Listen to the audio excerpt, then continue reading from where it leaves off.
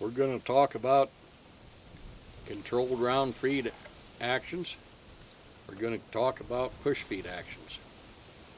I've had people ask me about this. There seems to be some interest. I don't think that there's very many people that understand what I'm going to describe to you. Our basic controlled round feed action started with the Mauser actions many years ago, the Mauser 98s. The Mauser 98s, the FN Mausers, all the Mauser actions are wonderful actions. They're all controlled round feed. I'm going to describe what controlled round feed means. You put the cartridge, you feed the cartridge into the magazine of the rifle. And you open the bolt, and you feed the cartridge into the chamber. As you push the bolt ahead, as that bolt makes its way ahead, the cartridge rim slips up underneath the extractor, slips behind the extractor, between the extractor and the bolt face of the action, picks it up, and by the time it's up over the feed ramp, that cartridge case is fully surrounded in the bolt face of the Mauser action. Likewise, the Winchester Model 70. The Winchester Model 70 is basically patterned and designed from that aspect around the Mauser action. This includes the Springfield actions, the Enfield actions, and there are a few other actions that are a controlled round feed action in the aspect that it controls the round as it feeds up into the rifle.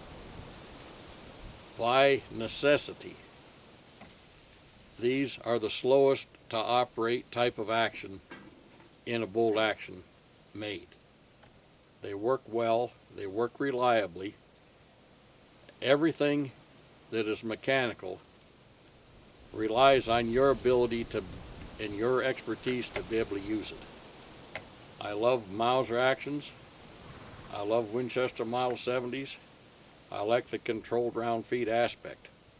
But for the most part, this is the slowest action to manipulate. We're going to go from the controlled round feed aspect to the push feed. One of the first push feed rifles to come down the line was the Remington 721s and 722s many years ago. Those advanced into the 700. They're the basic. When everybody thinks of a controlled round feed type of an action, they think of Remington 700s. There's nothing that guides that cartridge, really. The cartridge can be dropped into the chamber. The bolt can be closed on it. The cartridge can be fed out of the magazine. It's just flopping ahead and finding its way up out of the magazine of the rifle, up the feed ramp, and into the chamber. There's nothing that gets a hold of that cartridge and guides it whatsoever. That's one aspect of push feed. Then there's other aspects of push feed. And some of the first manufacturers to manufacture a push feed was Sako. This happens to be a Sako rifle. This is a Sako Model 995 Magnum rifle. It happens to be a 7mm Weatherby Magnum. Now, all the cartridges are fed out of a detachable magazine box. Now, I want you to see this detachable magazine box. You notice how the side of this box is crimped in from each side? All the cartridges feed off of the center of this magazine. The cartridge on the top is in the center. The cartridges below it are staggered left and right, just like every other magazine is made in this aspect. They've advanced from this to magazines that are much narrower than this. There are now the Sako Tikas and things of that sort, and that's a single column stacked right straight up on top of one another. Now, this type of feed aspect, you can manipulate the walls of this magazine box with a little feed tool so that this cartridge will feed absolutely, positively, perfectly, beyond your imagination, every time, without a doubt. Fed slowly, or fed quickly, or fed lightning fast, damn near. You can put cartridges in the magazine, this magazine box. I won't demonstrate live cartridges in this rifle. I'll just simply show you that a bolt can be worked like that, it can be worked like that, it can be worked like this. That's how fast you can run that bolt. That fast. And it'll feed that cartridge perfectly every time. You cannot do that with these other push feed type rifles, where the cartridges are fed off of the action feed rails. Only with rifles that are designed with magazine boxes. This is to my knowledge, is the very first one to come along. They don't manufacture the 995 anymore. It's sad that they don't. Every few years, companies seem to have to change things that they make. It's not necessary. If they make a good product, this has been a wonderful product. This rifle has served me well. There's other aspects about this rifle that are absolutely amazing beyond this feed aspect. I was hunting with this rifle in a snowstorm. I killed a cow elk. It was snowing, and if you're out hunting, you ever been out in a pretty good snow, I dressed that elk out. There were wolves, not in sight, but very close, probably within 200 and some yards of howling, because they could smell that elk that I killed. I didn't know but what any moment that I might be approached by wolves and I'd have to use my rifle. I had this rifle loaded. I had it on my shoulder. I had the safety on over my shoulder. I hunted, finished that morning, dressed that elk, drug those quarters down to the end of a road where I could drive into a little bit later. I walked out with this rifle. I walked out with this rifle to my vehicle.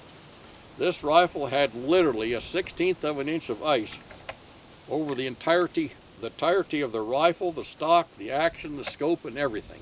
Well, when I got to my vehicle, this was a loaded rifle with the safety on. I kicked the safety off, it worked. I opened the bolt and the bolt worked perfectly. I dropped the cartridge out, I dropped the magazine box out. I put the cartridge back in the magazine box. I set the rifle in my vehicle, of course unloaded in the magazine box. Now, try that with another rifle, folks, with a 1/16 of an inch ice on it, and it works absolutely perfectly. I've described this because it works so well. There are many Sako rifles that have been built, various models built since this rifle was built. The current Sakos that are built now are very good rifles, and most of them, or in fact all of them, have either the top centerline feed or the staggered box feed, and they work just flawlessly and perfectly. Same thing to do with the Tikka rifles. People have really taken well to Tikka rifles. They're light, they're handy, they're relatively inexpensive, and the cartridges are, as I say, stacked right straight on top of one another. They work very well also.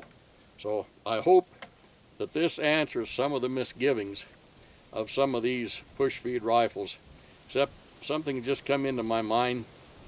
You know, I've had people describe to me things that have happened to them. I'm going to describe something that happened to somebody in Africa. He was pretty well trampled by a buffalo, a fellow was, and he was trying to blame the rifle, and the rifle happened to be a Dakota rifle.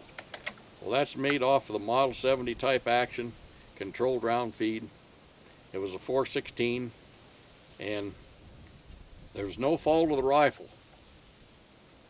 He thought it was the fault of that rifle. It wasn't. It was his fault.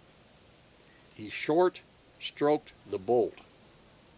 What short stroking it means that you didn't pull the bolt all the way back, that you stopped a little bit short of all the way back and you never picked up around. Well, if you didn't pick up around, you push the bolt forward and you got a buffalo charging towards you, it isn't going to make any difference if it's a controlled round feed, this push feed, this particular push feed, you're going to have problems because you didn't pick up around. It's your fault, not the fault of the rifle. So I hope that this clears up some misgivings, and personally, I think that the very best dangerous game rifle would be built off of this type of an action, because it would work, provided that you do your part, better than what we've been told. We got to go to Africa with a controlled round feed. That's nonsense. You can go there with the best push feeds and get her done, without any doubt. But I wouldn't go to Africa with a Remington. I wouldn't go there at all.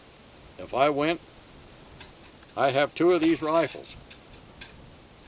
And I've chosen to have 2 of these rifles because at some point in time, I might go to some other part of the country to hunt. I've chosen them in calibers that would be enough for whatever I'm going to hunt. I have also 1 in 300 Winchester Magnum. That's what I'd probably take to some other part of the country. If I went to Africa or to Alaska or wherever it might happen to be, I'd take that rifle. If I got disconnected from my ammunition or for some reason or another, my precision hand loads for that rifle, I could probably buy some 300 Winchester Magnum ammunition and I could kill anything I wanted to kill. And I could rely on that rifle. I know I could rely on it in terrible, terrible inclement, freezing sleet, rain in Alaska, because it proved it to me the day that I was hunting elk, and I've already described the situation to you.